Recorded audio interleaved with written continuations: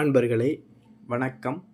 நாம் வீடியோ தொகுப்பில் இன்றைக்கி எதை பற்றி பார்க்க போகிறோம் அப்படின்னா, ஒரு சில பேர்கள் நம்மள்ட்ட கால் பண்ணி கேட்குறாங்க. என்ன கேட்குறாங்கன்னா, சாமி மாந்திரீக பயிற்சிகள் எங்களுக்கு கற்றுக்கணும்னு ஆசையாக இருக்குது, நீங்கள் மாந்திரீக பயிற்சிகள் எங்களுக்கு கற்றுக் கொடுப்பீங்களா அப்படின்னு சொல்லிட்டு கேட்குறாங்க.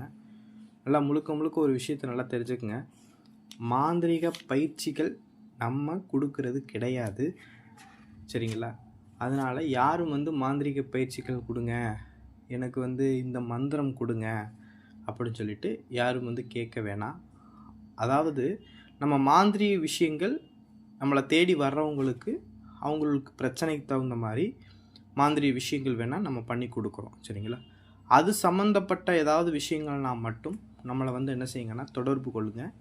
கண்டிப்பான முறையில் உங்களுடைய பிரச்சனைக்கு உண்டான தீர்வுகள் என்னால் என்ன செய்ய முடியும்னா மாந்திரீகத்தின் ரீதியாக செஞ்சு கொடுக்க முடியும், சரிங்களா?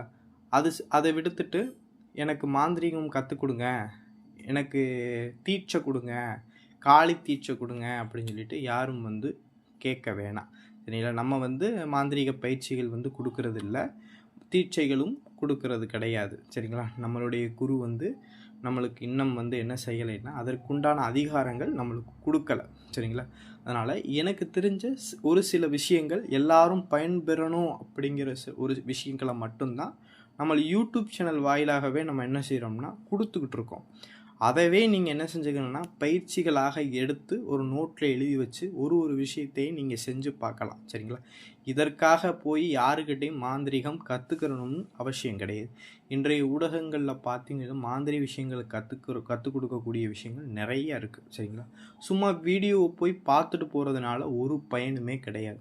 நம்மளுடைய யூடியூப் சேனலில் பார்த்தீங்கன்னா கிட்டத்தட்ட ஒரு 250 வீடியோக்கள் நம்ம என்ன செஞ்சுருப்போம்னா போட்டிருப்போம். அதில் ஒரு விஷயத்தையுமே எடுத்து சரியோ தப்போ தெரியுதோ தெரியலையோ நம்ம சொல்லியிருக்கிற முறையில் செஞ்சு பார்க்குறதுல ஒன்றும் தப்பு கிடையாது, சரிங்களா? ஒரு விஷயத்த செஞ்சு பார்க்கத்தான் அது நம்மளுக்கு பழகும், சரிங்களா? அப்போத்தே மாந்திரிக விஷயமா இருக்கட்டும் நம்ம என்ன செய்ய முடியும்னா பழக முடியும். சும்மா யூடியூப்பில் கொடுக்குறதுலையோ புக்குகளை பார்த்து மந்திரம் படிக்கிறதுனாலையோ அதில் சொல்லக்கூடிய விஷயங்களை காதால் கேட்கறதுனாலையோ மாந்திரிக விஷயங்களை என்ன செஞ்சிட முடியாதுன்னா கற்றுக்கிற முடியாது, சரிங்களா? அதனால் மாந்திரிக விஷயத்தை கற்றுக்கிறணுங்கிற ஒரு எண்ணம் வந்துருச்சுன்னா ஒரு வெறி, நம்மளுக்குள்ள ஒரு தன்னம்பிக்கையும் நம்மளுக்குள்ள ஒரு வீரமும் வரணும், சரிங்களா? ஒரு விவேகம் வரணும், சரிங்களா? அப்போத்தே மாந்திரிக விஷயங்களை கற்றுக்கிற முடியும். சும்மா யூடியூப் சேனலை பார்த்துட்டு காதால் கேட்குறதுனால மாந்திரிக விஷயத்தை ஒருபோதும் 1% அதை கற்றுக்கிற முடியாது, சரிங்களா? இன்றைக்கு பார்த்தீங்கன்னா மாந்திரிகம் கற்றுக்கிறணும்னு ஆர்வம் இருந்துச்சுன்னா நம்மளோட யூடியூப் சேனலில் நிறைய வீடியோக்கள் போட்டிருக்கோம். அதை ஒரு வீடியோவும் எடுத்து நீங்கள் அதை செயல்படுத்தி பார்த்தாத்தேன் அது எப்படி உங்களுக்கு வேலை செய்யுது அப்படிங்கிறது உங்களுடைய அனுபவங்களும் தெரியும், சரிங்களா?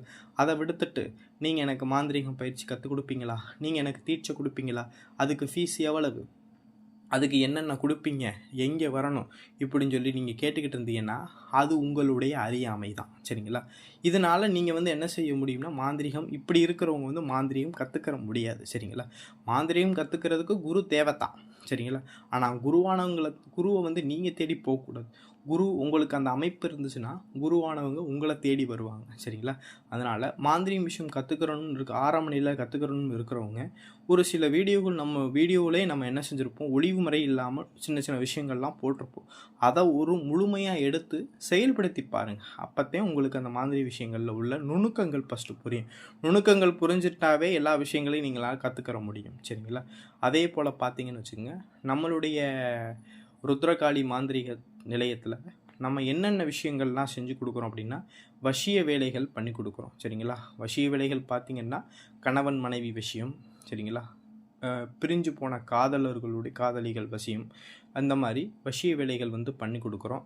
அதே போல் தகாத உறவுகள் பிரிக்கக்கூடிய வித்வேஷன பூஜையும் நம்ம பண்ணி கொடுக்குறோம். அதாவது தகாத உறவுனா உங்களுடைய கணவனோ உங்களுடைய மனைவியோ வேறு ஒருவருடன் தொடர்பில் யாராவது இருந்தாங்க அப்படின்னா அவங்களுடைய ஃபோட்டோவும் உங்கள் கணவருடைய ஃபோட்டோவோ இல்லை உங்கள் மனைவியோடைய ஃபோட்டோவோ இருந்துச்சு அப்படின்னா அந்த 2 நபரையுமே பிரித்து உங்களோட வாழ வச்சு கொடுக்க முடியும், சரிங்களா?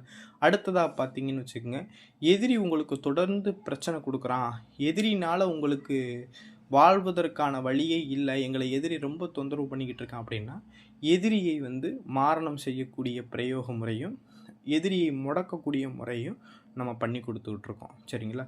அடுத்ததாக பார்த்தீங்கன்னு வச்சுக்கோங்க, கணவன் மனைவி வசிய மருந்து. சரிங்களா? கணவன் மனைவி வசிய மருந்து.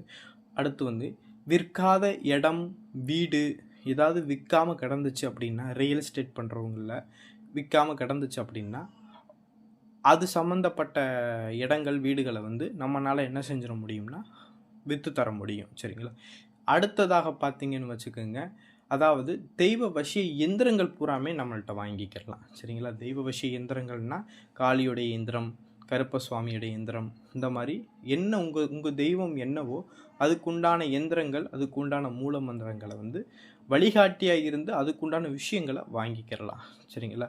அடுத்தபடியாக பார்த்தீங்கன்னு வச்சுக்கோங்க, இந்த ஏவல், செய்வனை, இந்த மாதிரி பிரச்சனையினால் பாதிக்கப்பட்டவங்களுக்கு காளியின் திருவருளாலையும் கண்டிப்பான முறையில் உங்களுடைய பிரச்சனைக்கு தீர்வு வழங்கி கொடுக்கப்படும். சரிங்களா? அடுத்ததாக பார்த்தீங்கன்னு வச்சுக்கோங்க, இந்த பேய் பிசாசு கோளாறு உள்ளவங்க கண்டிப்பாக நம்ம ஆலயத்துக்கு தேடி வந்தீங்க அப்படின்னாலும், இல்லை நம்மள்ட்ட தொடர்பு கொண்டாலும், நீங்கள் இருந்த இடத்துல இருந்த சரி, இல்லை நீங்கள் நேரடியாக வந்து கூட இந்த மாதிரி பிரச்சனைகளை வந்து என்ன செஞ்சுக்கலாம்னா சரி பண்ணி வாங்கிக்கலாம். சரிங்களா? நல்லா தெரிஞ்சுக்குங்க, இந்த விஷயங்கள்லாம் உங்களுக்கு பண்ணி தரணும்னு என்னை தொடர்பு கொண்டீங்க அப்படின்னா முழு நம்பிக்கையும் பக்தியும் இருந்தால் மட்டும் நம்மளை தொடர்பு கொள்ளுங்க. சரிங்களா? சும்மா ஏனோ தானோன்னு இருக்கிறவங்க வந்து நம்மளை தொடர்பு கொண்டு சிரமப்படுத்த வேணாம். சரிங்களா? உங்களுக்கு காளி மேலேயோ இல்லை ஒரு தெய்வத்து மேலேயோ உங்களுக்கு ஒரு பக்தி இருந்துச்சு, மேலே உங்களுக்கு முழு நம்பிக்கை இருந்துச்சு அப்படின்னா மட்டும், ஏதாவது மாதிரி விஷயங்கள் பண்ணி கொடுக்கணும் அப்படின்னா மட்டும் நம்மளை தொடர்பு கொள்ளுங்க. சரிங்களா? சும்மா இதுக்கு எவ்வளோ ஆகும், இது நீங்கள் எந்த ஊர், நீங்கள் எந்த இடத்துல இருக்கீங்க, சும்மா கேள்வி கேட்குறவங்க இந்த ஃபோன் பண்ண வேணாம். சரிங்களா? என்னென்னு வச்சுக்கோங்க, உங்கள்கிட்ட சும்மா டைம் வேஸ்ட் பண்ணக்கூடிய நேரங்களில் நான் இல்லை. சரிங்களா? ஏதோ ஒரு விஷயங்களை அந்த காளியின் திருவருள்னால் உலகத்தில் இருக்கக்கூடிய எல்லா விஷயத்தையும் நம்மளால் சரி பண்ண முடியாது. ஏதோ நம்மளுக்கு காட்டிய வழியை மட்டும்தான் நம்ம அதை சரி பண்ண முடியும். சரிங்களா? அதுக்காக எனக்கு கொடுத்த வேலைகளை செய்கிறதுக்கு காளி எனக்கு பணி செஞ்சு எனக்கு வந்து உத்தரவு கொடுத்துருக்காங்க. சரிங்களா?